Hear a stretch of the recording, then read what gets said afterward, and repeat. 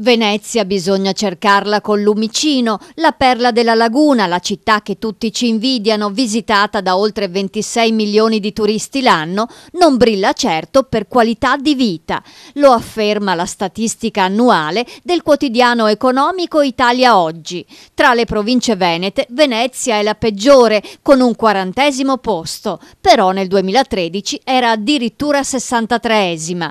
Un po' meglio Rovigo al numero 33 e Padova al 25. Nella top 10 troviamo invece Verona al 9° posto e Vicenza al 7°. Benissimo Treviso, quinta, la migliore di tutto il Veneto. Soddisfatto il presidente della regione Luca Zaia, che ha interpretato la classifica come un successo del nord-est, terra che soffre la crisi ma sa reagire.